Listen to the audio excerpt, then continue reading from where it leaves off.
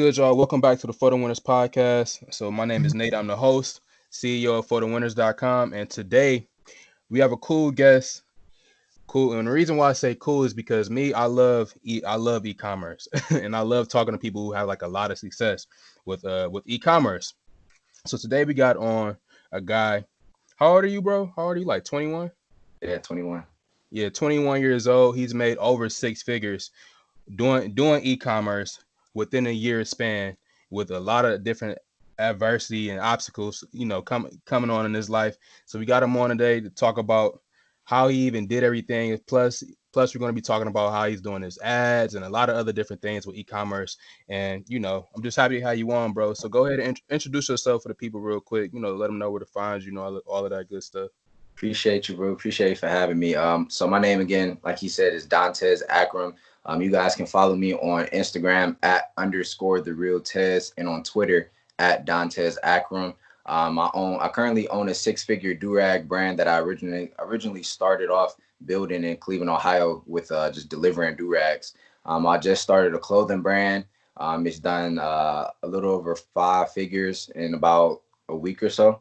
So that's pretty successful. And then I also sell courses. If you guys want to check those out, if you want to learn how to do e-commerce, you guys can check that out by clicking the link in my bios. So yeah. So, hey, everybody, we're gonna make sure that we put all these details, his social media, his courses, and stuff like that down in the details of the podcast. So, and also I'll have him, repeat everything again at the end of the podcast too. So, okay, bro, thank you for the introduction. So, number one, let's just go back to the beginning where all of this shit started. All right. So, like, how did you get started building with e-commerce in general? Like, just give us the backstory real quick. Right. So I originally started off. So if you guys don't know, I speak Arabic. I lived in Egypt for a period of time in my life for about 4 years. So I was familiar with the language, and there was a beauty supply store close to my house. So I don't know how it just popped into my head that I was looking to sell do-rags. I swear it was just God given. It's just not something you're gonna think of any day. But me speaking Arabic, I spoke to the owner of the store, of the beauty supply store, and I was able to negotiate with him, get some better pricing, managed to get the price down $2 under what he was selling it for to other people. So that's how I made my hustle. I started delivering them locally in Cleveland. I was charging people between $5 to $20, depending on how far they were, just to deliver it, and that's where I was making my profits at. So, I did that for about 2 to 3 months. I didn't even have to work while I was getting paid. From just doing that, I didn't have to work, and then that's when I came upon e-commerce, which was probably in like October of 2018. That's when I really started questioning myself, like, how is there a way that I can get all of this stuff online? How can I expand? And if you're from Cleveland, Cleveland is not the best area to be in or to be living in. But and my thought process was I need to get out of the way. You know what I mean? So I just instantly thought, how can I make a website? And I went to YouTube, and I seen somebody, they were just making websites and all that stuff. But I seen one video. It was just like a dude. He was in the video. He was getting sales throughout the video, and they was counting how many sales he got. And they were just talking about e-commerce and all of this stuff. And I'm like, Dag, so it's called e-commerce. So you just selling stuff online. It's called e-commerce. All right, I'm gonna dig deep. And I just watched a whole bunch of videos, jumped in, and I already had my clientele, so it was easy for me to scale in the beginning of starting my business. That's crazy. That's fucking crazy. So it was one of them. Those YouTube dudes you see they pop up and they be like, "Hey, you want to know how I got this Lamborghini?" Like Right. it was one of them dudes that you be seeing on the that you be seeing on the YouTube ads. Yes, bro. They got those YouTube, bro. Bro, those shits go crazy though, cause they've Yeah. been running them. I've been seeing like some of the ads that I've been seeing, even with those YouTube advertising with those e-commerce gurus, like they've been running the same ad for a long time. So it's converting. It's converting, and they've been running it for so long. So like that's fucking crazy. So like Yeah. who are some of the people that you was looking at on YouTube? You know any of their names or not? One was Sebastian. I know I forgot his last name, but I know his name was Sebastian. And then one more, his name was Hayden Bowles. Those were like two people I really looked at a lot. What I found, like with YouTube, especially if you're learning any type of skill where you're gonna be making money online, you gotta kind of like grow with the person that you're watching on YouTube. So if you resonate with this certain person on YouTube, watch their content and go through all of their videos, and then find someone else like that, because you're going to be getting different information on YouTube regardless of which person you choose. Just choose somebody you resonate with, that you like watching, that you can watch consistently, and then just venture off after that. But that's how I started learning, which was through you. That's actually hella true though, because a lot of them have a lot of them have a lot of different strategies. They all of them are successful, but they just all have their own little like spin on how they're doing things. And I've seen people like even me like a couple years ago, I was watching so many different types of people. It was getting to the point where I was getting confused. Like Yeah, one person saying do this, another person saying do that. I mean, they both are right in a sense, but that shit can get confusing. So it's good that you said try to grow with one person. It's kind of like they mentoring you in a sense. yeah, Like you when you just literally just sitting and growing with one e-commerce YouTuber. So yeah, I'm definitely happy you said that. yeah. So like what about like when you started selling the do-rags at first, what were people saying to Man, bro, you? the first Like thing I no, you heard, can go ahead, bro. Go ahead. the first thing I heard was, dude, you really going to the beauty supply store and flipping the durags, bro? I'm like, hey, people lazy, bro. I take advantage. You look at Grubhub, you know what I mean? Like, look at DoorDash, look at all these places. People are lazy, yo. So I was thinking, like, yo, look, I'm on some next level, bro. Like, they was tripping though. It was like, man, dude, you really doing numbers like this off of delivering durags? I'm like, man, look, don't beat the hustle, man. Don't talk What about. what about your mom? Like, what did your mom say? I'm always interested in like what people were saying to people in the beginning. You know what I'm saying? Because in the Yeah, beginning, people always think you either crazy or you just dumb as hell, like for doing whatever it is you're doing in the beginning. And then once you first get that first check, it's like, you know, oh, I believe it or not. I was even, you know who Zaytoven is? yeah, I was watching this interview with Zaytoven. He was talking about how when he first started making beats, his dad used to come downstairs like turn that shit down, like this ain't no studio, yada yada yada. Then when he got his first like $25,000 check and he came home and gave each of his parents like $5,000 each, his dad used to come downstairs like, "Hey, you want some water? You need any?" You know what I'm saying? Like that shit was fucking crazy. So I'm always interested in that. What was your parents like? What was your parents saying about you know you doing what you was doing in the beginning? so my mom, she was like, just be safe. You know what I mean? Cause she like, my mom is a hustler, so I get everything from her. So when it comes to hustling and got to be creative to get your money, she's all for it. She just wants me to make sure that I'm not exposing myself too much to the stuff that can happen. So her main thing was safety. My dad was like, yo, let me cop a couple. Like, he was like, all right, go ahead, do your thing. So I was just like, all right, I'm gonna go ahead and knock this out then, like really do it. And I was just doing it like every day, 8 in the morning to like 8 at night. Sometimes I go like overtime. I'll be driving to like 6, 7 cities a day, like just out there. That's crazy. That's really good. Your parents were super supportive of what you was doing. Not a lot of people had that. So that's definitely what's up. Now, okay. So you was driving. So while you were doing this, like, what was your mind state while you were doing this? Like, was it just like something that you were just like, oh, this is making money? You know, like what was your entire like? I don't know how to explain it. Like, what was your entire mind state while you were doing what you were doing? Was it just like you were just going with the flow, or I don't know, what was it? Honestly, it was, I've always been like huge on my hair and stuff, like making sure I had waves and stuff. And with me, like being so interested in having waves and watching YouTubers on it when I was young and stuff like that, just little stuff that I did when I was young. It just kind of was like a numbers game at that point. It was like I already like do rags a lot. I already got a whole bunch of them. I'm already rocking them. And it's like I used to have different colors and stuff. People would be like, "Where you getting that from?" So I used to be like, "All right, people actually saying something." So I was like, part of me felt like, yeah, I'm flipping durags. That's what I was telling myself. And then the other part was just like numbers, like how many can I buy? How many can I get off?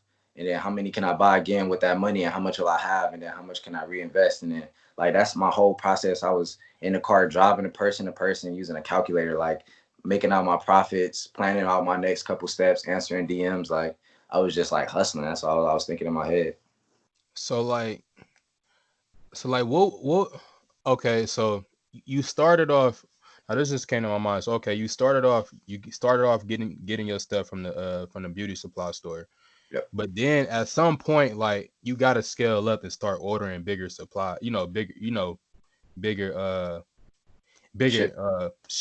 orders of the other do-rags. So how was it for you, like finding a supplier? What was that entire experience like trying to find a supplier for your e-commerce store? So originally I was like, the first thing I tell people this, YouTube and Google should be your best friend. The first thing I did was I Googled do-rag supplier, and then literally Alibaba came up. So I seen Alibaba. I'm like, oh, they got an app, because they was like, the little pop-up they had. They was like, download the app or whatever. So I downloaded the app. I got on there. I just look up do-rag suppliers, and I just go through all of the different suppliers. So then I found out that there was a filter button. I filtered it by the people who had the best, or the suppliers with the best reviews. And I went through like the top 25, and then I'll cut it down to like the top 10, and I'll write their names down. And then I'll reach out to them and then ask for samples, video samples, or videos, pictures, quality, like pictures of their quality and like the threading they use, everything. I used to be very detailed when I'm contacting the suppliers, and I just cut it down to 3, and then I'll just use 3. Negotiate with those 3, ask for a better MOQ, which is a minimum order quantity. I used to ask for better pricing and just negotiate with 3 and then order samples. And then that's when I started, all right, this supplier is good. I'm gonna rock with them for a little bit, but I'm gonna still have these ones on the back because, just in case something go left. So that was how I transitioned into finding suppliers. And now I always tell people you gotta have at least 2 to 3 suppliers, like at least, because I've had stuff where it fell through so bad and it kind of like paused like a whole business. Like you can't be on Tell, pause. tell some horror stories about that though. And I you mean, know which one? Oh my God. So I was selling designer do-rags. I probably made like over 75K just from designer do-rags, bonnets, headbands, and stuff. And so one day, I put in the biggest order I ever put in on ordering inventory, which is 9,000. I was like, yo, this is a lot. I asked my mom. I had to like ask my mom, like, yo, this is a chunk. Like, so I was scared. It was a risk, and I'm a huge risk taker, so I did it anyways. And some weeks went by, and I was just wondering, like, yo, where's my packages? They usually ship them out fast. They usually get here. And, I'm looking around. So I start checking DHL. And then that's when I got a call, and they were like, yo. what's DHL? DHL, which is a shipping service. So they Okay. like USPS. But I got a call from U.S. Customs, which is like the protection for the border and all that stuff, for mail and all that stuff. And they went through the boxes. And, at the time, I knew I could get in trouble for selling that stuff. But I thought it was only from the actual brands like Gucci and, Louis Vuitton, all that stuff. So they contacted me and was like, yeah, we're confiscating all of these packages, and we're destroying it all. And I'm like my heart, it dropped through my stomach. I was like, you're what? Like, I just paid 9,000 for that. You're not about to do that. I'm like, I could just pick it up right now. Y'all ain't even got to touch it. And they like, yeah, no, there's no way we're letting this out of our sight. It's on its way to get destroyed right now. You can't sell these counterfeit products. So wait, your shit got caught in customs? Caught in customs, caught me red-handed. I was like, man, bro. What did they call you, or did they email you? Like, how did you even get in? Like, how did they even get in touch with you like that? So DHL is able to DHL and U.S. Customs, they're able to check packages, so they can just randomly check your package. And I was ordering so much from China, and this is around when the virus started coming around. So they check shit, bro. like, they checking this from China. They want to make sure nobody getting sick. It ain't, doing whatever. And then they seen it, and it was just like, oh, it's over. They were like, it's all counterfeit. You get, copyright sued, all this stuff. But at the end of the day, after I look at it all, it's all a blessing, because it was always a chance that I could have got caught by, Louis Vuitton or Gucci and really got sued for selling those products. You know what I mean? I've had other brands reach out to me and say, hey, did you ever come across this problem? I just got an email from Louis Vuitton or something like that. I just recently heard that. So it was like a blessing. I just stopped selling designer stuff. I just took it all off. and I've been scaling just regular products, and it's been selling just like I didn't even remove anything. So it's still cool. That's fucking that's fucking crazy. Your shit really got caught in customs though. Yeah. That's really a story to tell though. So like, okay, all right, bet. So what the so oh, another question. What about now you ordering these big ass quantities of like do-rags and all of this shit? Mm. How are you able to fit all of this in your house? Like, cause I know they have like fulfillment centers and all this other extra shit. Like, have you been looking into any of that type stuff or like fulfillment centers and whatever? Yeah, so currently I hold it in my inventory room, and that's where I'm at right now. You guys can see all of the stuff behind me. Those are my bins that I keep everything organized. I pretty much got a whole room just for my own products and stuff. But I have contacted fulfillment centers, and I found that it's a little bit more costly when you have a variety of different products. So I have different designs, different colors, different styles. So it costs a little bit more because you have to use bins, and each particular color and durag or bonnet or headband will have to go in a particular bin, so it's all organized. So I found that just storing it here with myself, and then when I start really pushing my numbers up, I'm still working on getting my items faster now since I'm like selling a lot more than I expected. So lately I've just been storing it here, shipping it out from here, and just take care of it from here. You could use a fulfillment center if you have like a couple products that you're offering and you're doing huge numbers. You definitely should go with a fulfillment center. But in this case, especially with my profit margins not being like crazy huge, like how I am with, or how it is with my clothing brand, it just makes more sense to just do it here for Mm. now. What fulfillment centers was you looking into? So I looked at Ship Bob, and I also looked at Ship Monk.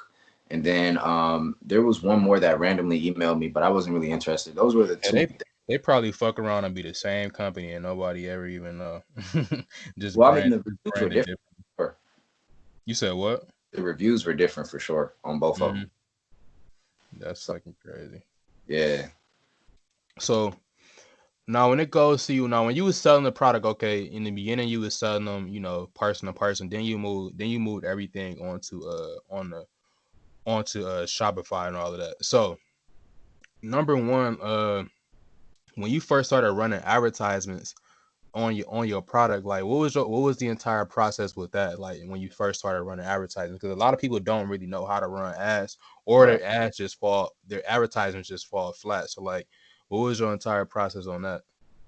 Well, the biggest thing for me when I came to ads was understanding what I'm spending money on and how I need to read the data, because you can't just spend money on ads and think, yeah, I'm gonna get sales, but you don't know how to read what you're getting. You may be spending a lot more money on a certain interest or a certain subject of something, whatever you're targeting.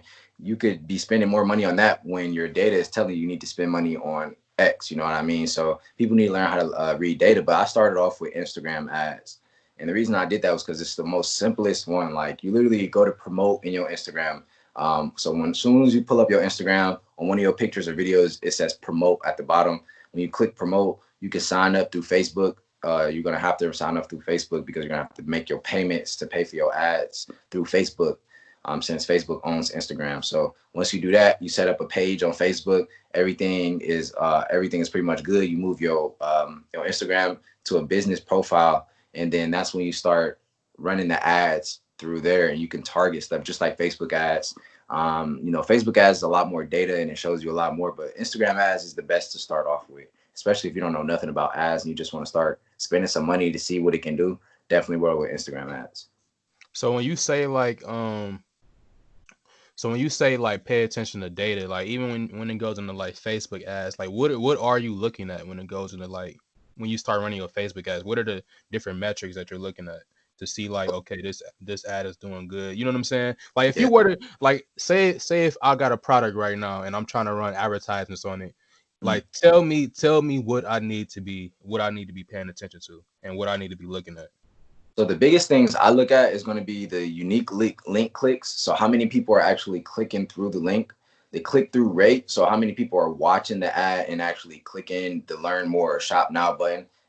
That's how you're going to really know if that's a good ad or if people are really watching it. They're on Facebook. You can look at how many seconds people watch a video. So if you have a video and it's a 1 minute video and people only watching it for 3 seconds, then kind of tells you that, hey, either the beginning of the video needs to be cut up or this video just doesn't work. You need to try something else.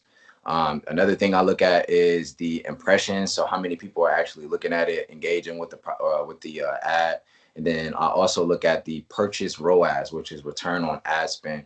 So how much are you spending and how many sales and how much are you making back per dollar that you spend?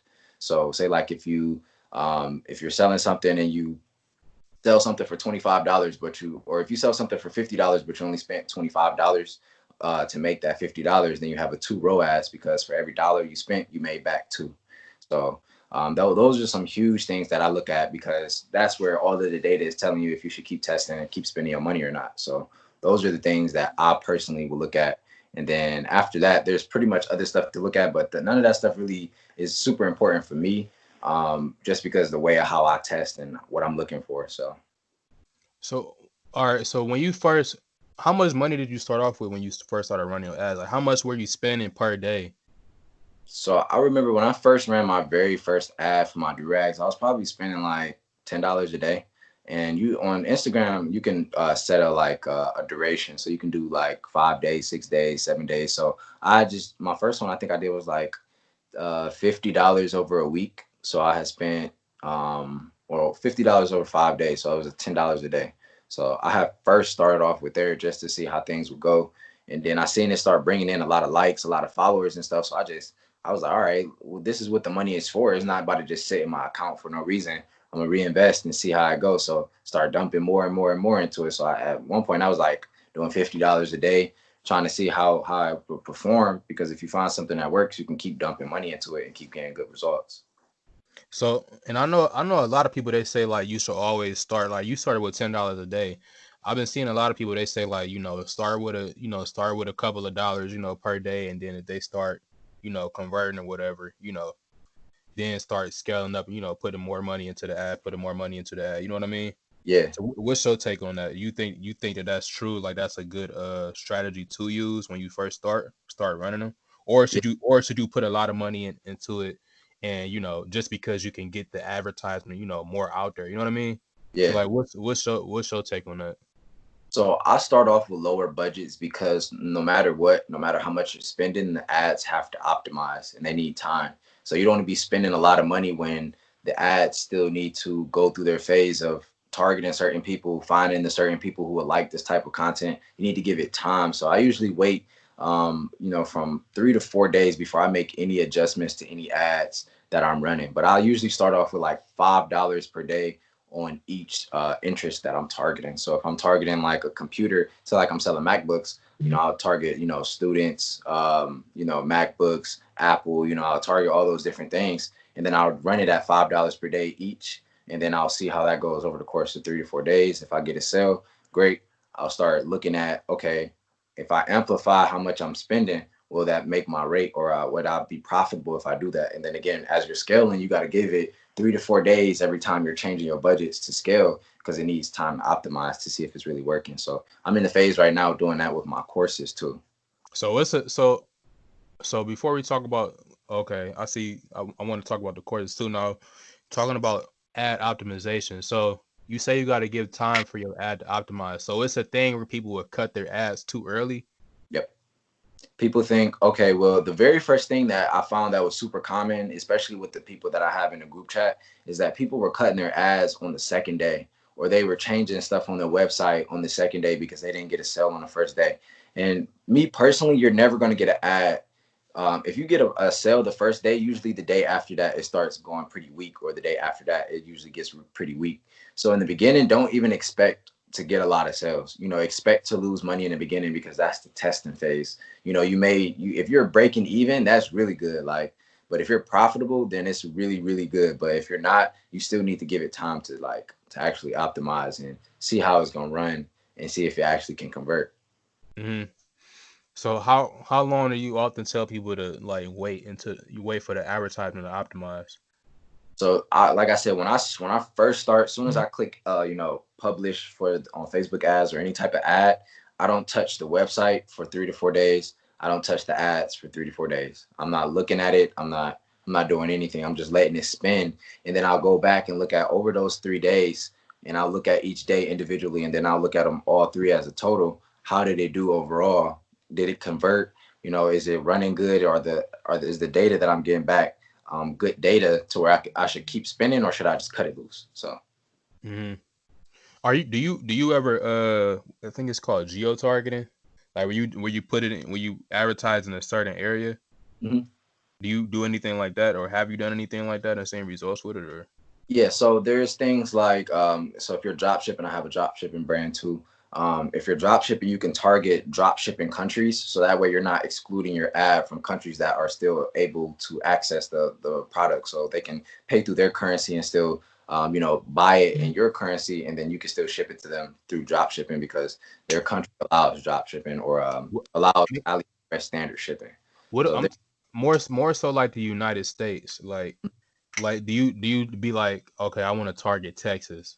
You know what I'm saying? Like, have you ever done anything like that, or you usually just or do you usually go broad as far as like the states and stuff like that? Because I don't know. I met like one person that advertised like that did an e-com store and advertised in a certain area, but mm, most of the people that I've met so far have done like all states. You know what I mean? yeah. So So like, what about you? Yeah, I do all states. I do like, United States, United Kingdom, Canada, I do the big countries. And then yeah, I usually just do big countries. Because if you do states, like the only reason I would run an ad on a state is say like if I was, a restaurant hired me to get more people to their store, then I will only do the people in that state to get them to, or, run an ad through the people in that state who are Mm-hmm. able to access that restaurant. And then I'll run an ad there because they're the only ones who's going to be able to get there. You know what I mean? So I don't only Yeah. do like if it's a storefront. If it's a storefront, you should run it in your city and your state. If it's not, if you're like online and you're shipping, it should always be, as broad as you can possibly get. Yeah, cause me, we about to start running ads, and I'm mainly about to be running ads on web development, because I can charge a stack for a website. Or so even if I spend like $60, my customer acquisition cost is like $60 or something like that. Right. I'm still coming out on top like crazy. You know what I'm saying? Yeah. So Smart. so I got this guy. I got a few people. I got like 2 or 3 people from a local area and I made them say like, and I made them all do like what the fuck is it, Right. testimonials, and I made them say like where their location was, like I did one we did one website for a guy. He owns a marina, a restaurant, and a couple other businesses all in the same town. So Mhm. I made him say like, hey, my name is so and so. I'm the owner of Flo's Luncheonette in Patchogue. We own so and so and so. You know what I'm saying? And then I Right. plan on just running that ad, like, cause it's a well known business in Patchogue, where the town that I'm in. So it's a well known business. So I plan on just running the ad, like, just in that area, with him saying like the actual location, of the place, and Right. pretty much just seeing how that goes. And like I said, like even if I run the ad, spend like 60 $70 just for on customer acquisition, I'm still coming out on top because the fucking service is so expensive. So it's Right. like, yeah. So that's why I was asking about that. But I do plan on too. I do plan on, with us selling Shopify stores, I do plan on targeting like all states as far as like Shopify stores and shit like that. But just targeting like brick and mortar Right. businesses and shit like that. I Yeah. plan on doing one location. And that's another thing to talk about too. Like people running advertisements on product that don't have too much margin. So it's, you know what I mean? So Yeah. like that's another thing that I've seen people run into. Or they just spending too much money on ads. You know what I'm saying? And even if Yeah. they get in sales, they still losing. You know what I mean? Have you heard anybody running into situations like that too though? All the time. People they get emotionally connected to a product, and they're testing and testing and testing, spending all this money because they feel like, yes, it works, but they're not listening to the data. That's something that you got to, like, especially in e-commerce, you got to really pay attention because you can really get all the signs in your face, and because of your emotions, because you feel like it sells, because you will buy it, because of all these other excuses, you're going to keep selling and keep wasting money, even though it's not a winning product, or it may be too saturated, or who you're targeting is just not resonating with it, or how you're wording your brand on your website and how you're wording everything, how you're trying to funnel people into it is just not working. You know what I mean? So it's a lot of stuff that goes into it, and that's why a lot of people usually see that they aren't doing good on ads, because they aren't taking their time with the brand. They're not taking their time with understanding emotionally how is this person supposed to feel when they have this product or when they use it. They don't think about that stuff a lot. Mm-hmm. Yeah, bro. I completely agree with that, man. It's a lot of different mistakes that people make when they go into when they start doing e-commerce. And I heard you mention something about brand. Yeah, I'm a crazy brand person. So like, what's like I see a lot of e-commerce stores that don't really put a lot of emphasis into actually branding the store, even if they don't even want to put their name on it. You know what I mean? Like they right. don't put a lot of emphasis into actually branding the fucking store, and I feel like that's something that ends up hurting them in the long run. Like no matter what goal that they may have for the store, like I feel like branding is one of them things that people really need to like really need to pay attention to. Like what's your take on that? Have you run into the same thing, seeing people not really taking that portion seriously and it kind of biting them in the ass? For sure. You taught me a lot about branding, like literally so much. Like, and then me just testing it, and then looking for more data, reading the books that you recommended me, all that stuff. That's helped me so much understand with branding, that when I see certain e-commerce stores without trying to brand themselves, I know that their sales aren't where they could be, because their customer return rate isn't high. People attach themselves emotionally to brands, not just regular stores, because you're not going That's to be able right. to connected to Giant Eagle. That's just not something you go be emotionally connected to. Unlike Apple, you know what I mean, an actual brand. So those are things that like I think about, and then long term, it's easier. I say this all the time. It's easier to sell something to someone who has bought something from you already than it is to sell something to someone just brand new. So with branding, people come back. They tune in. They sign up for your newsletter. They sign up for your SMS market, and they sign up for all these different things because they want to stay in tune, because the service was good, the branding was good, because the shipping time was good, because the product itself is good, or if you're the face of your brand, they just like you know what I mean? So that's what I found, that branding is superior to anything and everything. Like, you do branding correctly, that's the long term. If you want to just do drop shipping and just something small where you can make some money up front, which is still good, but it's short term, you're not going to last long. Mm-hmm. Yep. Yep. I completely agree with that. I completely agree with that. And when we talk about branding too, like for people that may be listening to this and I don't know, they're not too like savvy on what we say by branding, just to make it like really like bottom floor like simple. So it's pretty much just I can just give you like three or four things to do. Three or four things to do. So number one, figure out like a why behind your business. You know what I'm saying? So like that's number one. So this is like the reason why your business exists. So like so for example, who could we think of? Let's think of like Tesla, right? So Tesla wants to pretty much make a more advanced and more green planet, right? So they want people to use like more sustainable energy, and they want Right. people to be more advanced in technology. Like that's their why. You know what I'm saying? And that's why when you think about Elon Musk and shit like that, you think about like spaceships and all this robots, you know what I'm saying, and shit like Yeah. that. Because that's like his why, you know what I'm saying, his why behind what he's doing.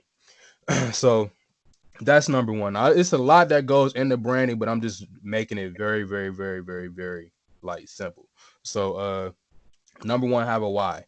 Next is what I would tell you to do is choose a theme for your brand that goes with the why. So if we talk about like Tesla, they're that green energy advanced technology company. Now, when you talk about theme, like what you see, you could apply so many different themes to that. It could be a gothic. I don't know, brand that's about sustainable energy and and whatever, where it can be out of a damn Chuck E. Cheese brand, you know what I'm saying, or whatever, a Chuck E. Cheese theme or whatever the fuck it may be, you know what I'm saying?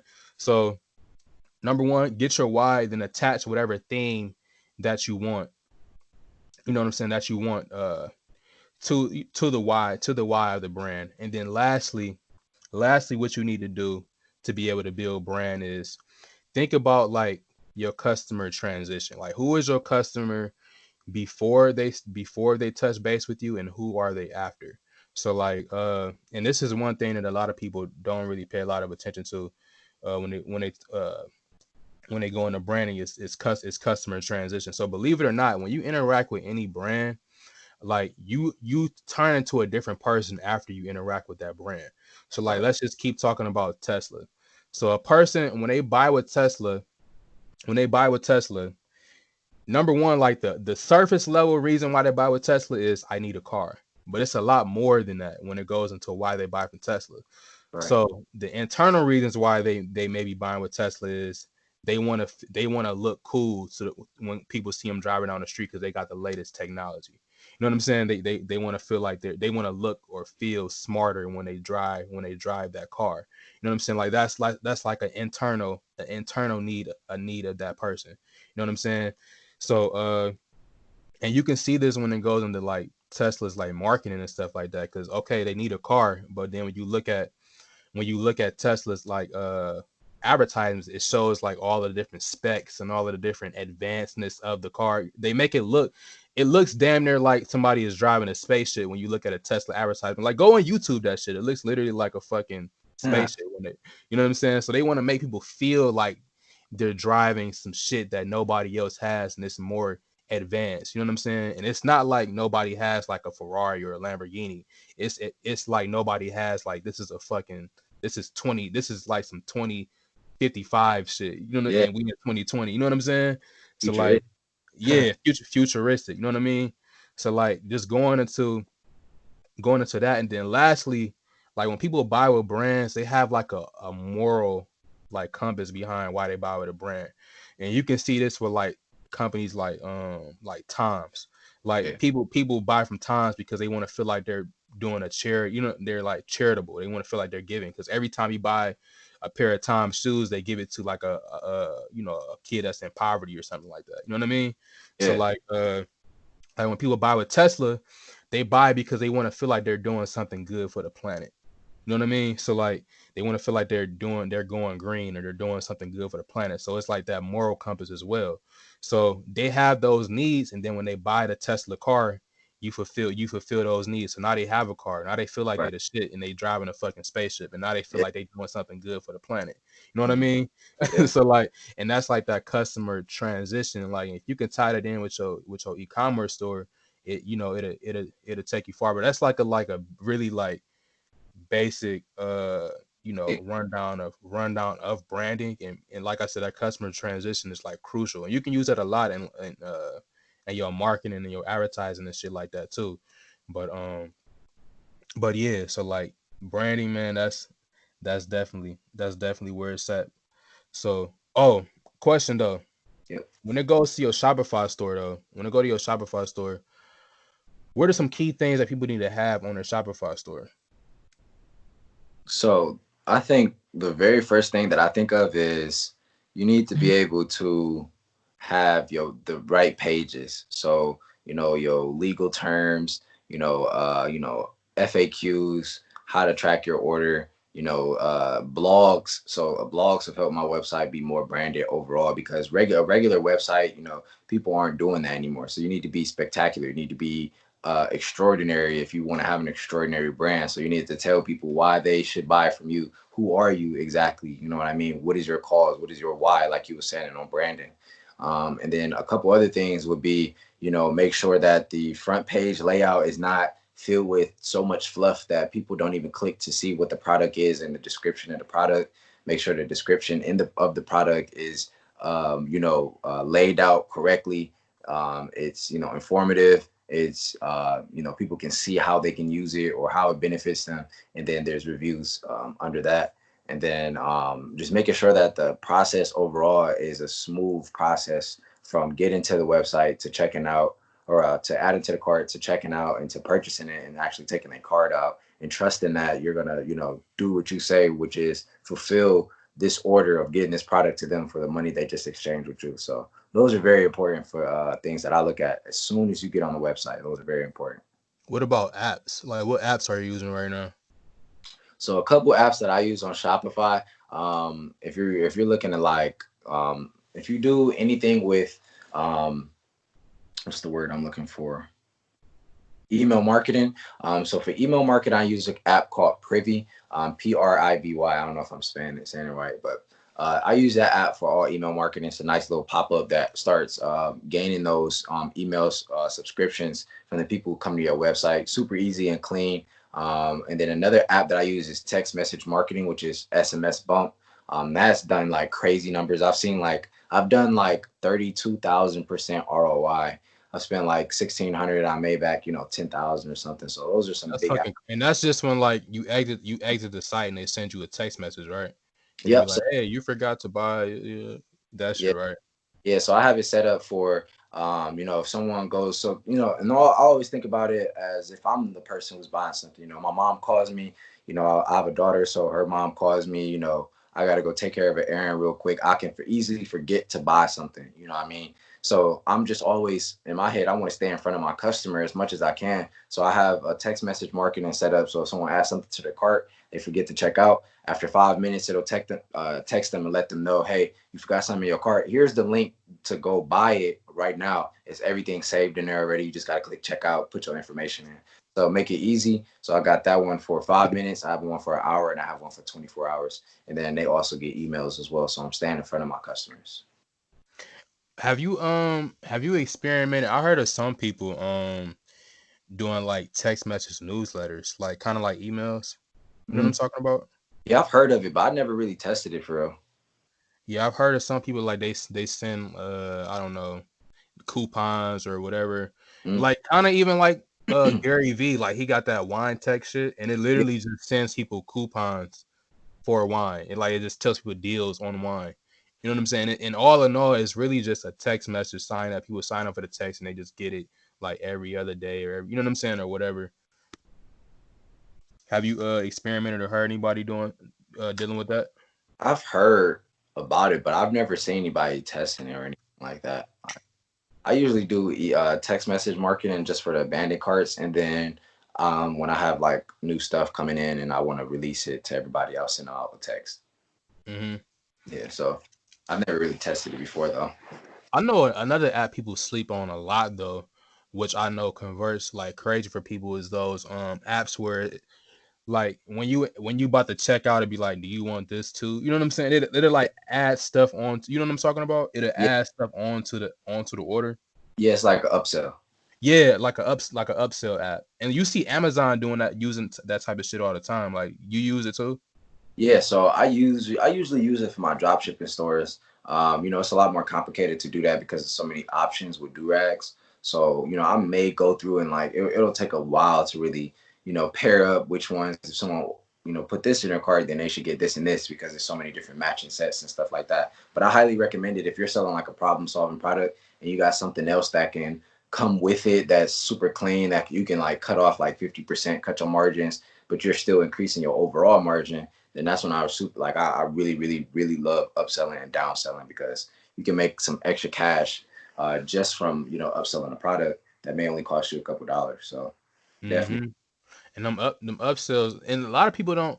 I don't understand. Like I feel like when people make an e-commerce store, they need to look at what these big players are doing, because a Yeah. lot of these apps and shit that are on Shopify, like these big players like Amazon are using that shit. And honestly, I fell victim to the upsell of Amazon a few times. Like when I'm about to check out, and then they have like some other extra stuff to add on to the bottom. Like honestly, Frequently maybe like bought.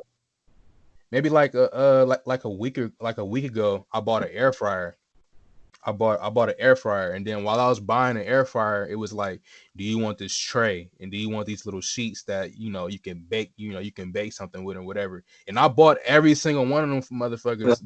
and added it onto the order, and it was like an extra $70. They upsold me another $70 on top of Right. what I was already buying.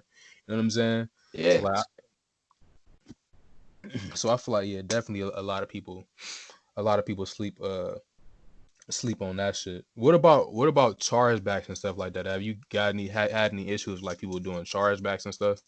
Big time. So I've gotten like chargebacks a few times, like a few times too many. And like the real way to get around it is by on Shopify, when someone purchases and get that first like red notification of it's a high risk order. First thing I do is I scroll down and I look at the card that they paid with. And if you click the arrow that's next to the last four digits of their card number, you can look at the name on the card.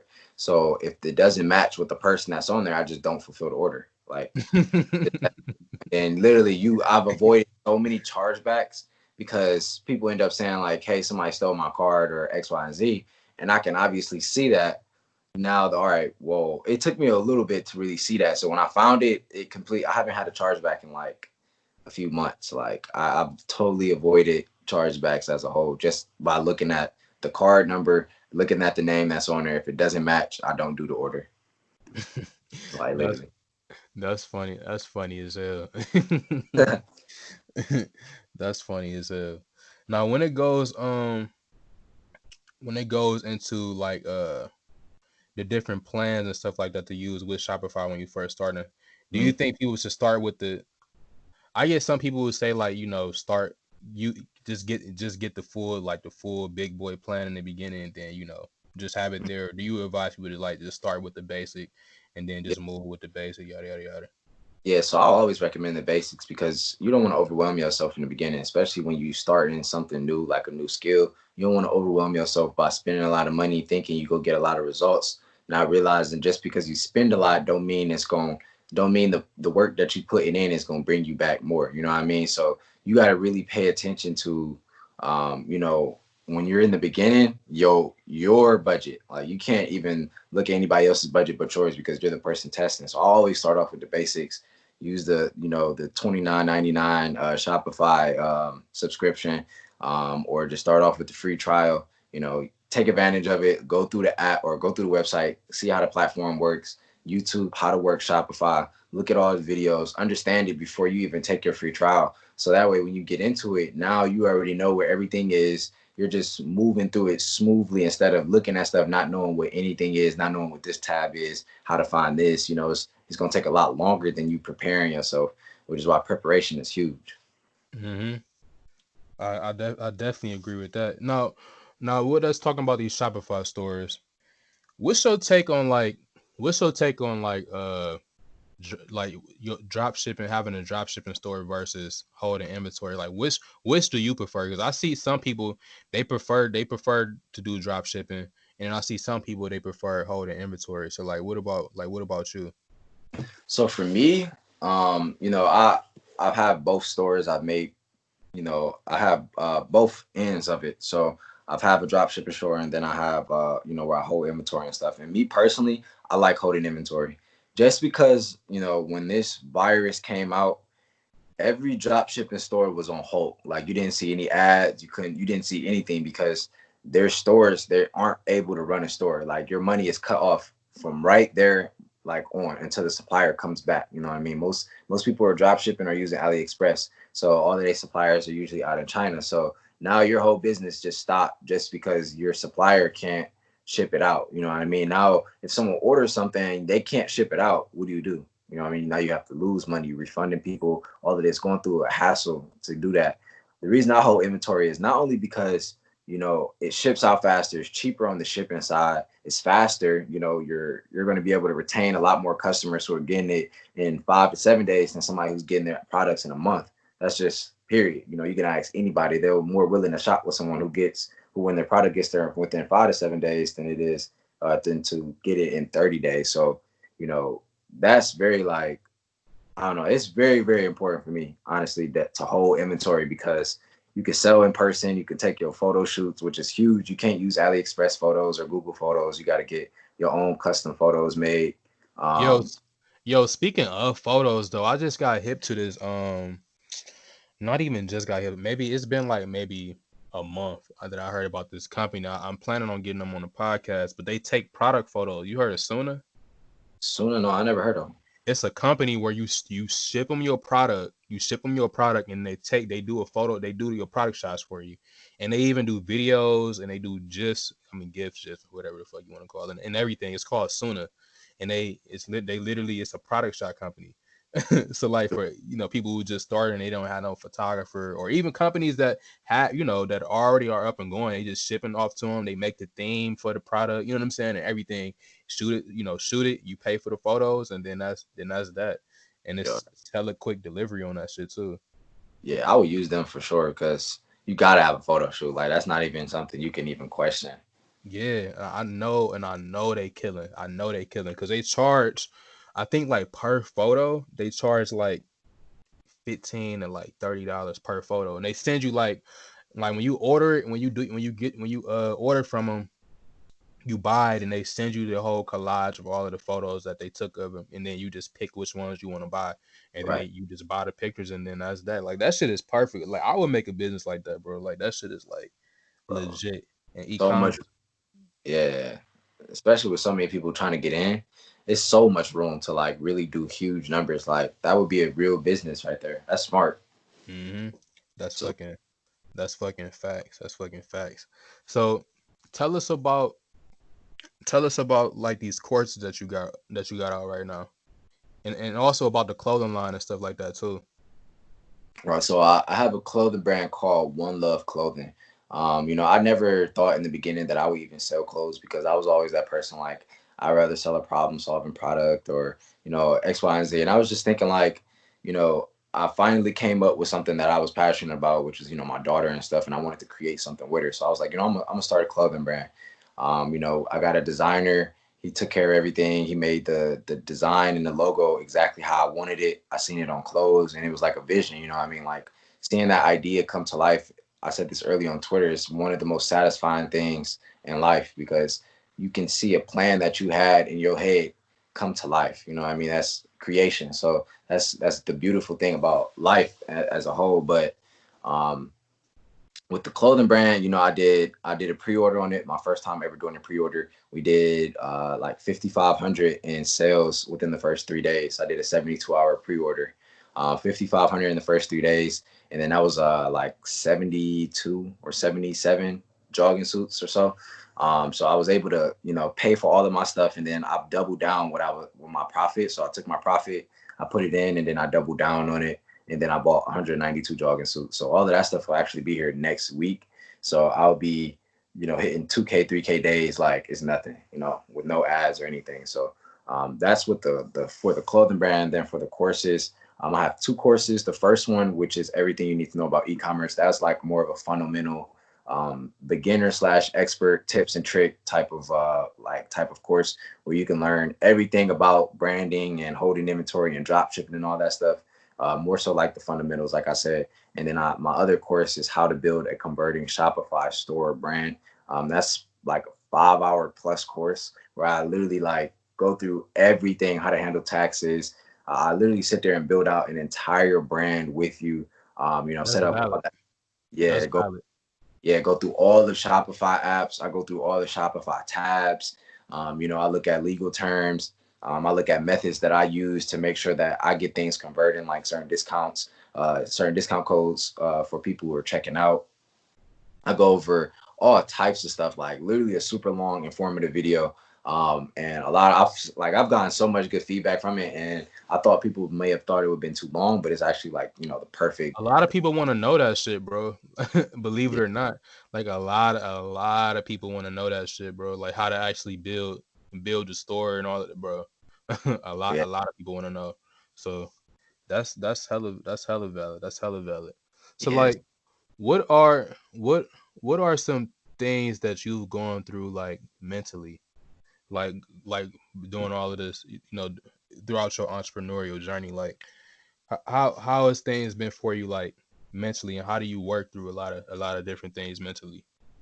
Honestly, I give myself a lot of alone time now. Like, in the beginning, I used to have a lot of anxiety. I used to feel depressed sometimes when I'm not hitting my goals and stuff. And I just learned to just like sit back and relax. You know what I mean? Like the only thing you can control is how much effort and how much work you put in, how much time you put in. So once I started to like sit back and really understand, like my results are based off the efforts that I put in. So I control my results. I can control that stuff. So once I started to talk to myself like that, I started getting more confident, and I just started understanding like I have to learn how to balance stuff, making sure I'm using my time wisely, when I can have fun and when I need to be serious and when I can sleep, just being precise. And I'm treating my side hustles or, my businesses, I'm treating them like an actual job. I'm not treating it like some regular side hustle where I'm out just flipping chips at school or something. You know what I mean? I'm treating it like I got to get up at 8 a.m. in the morning or at 8 a.m.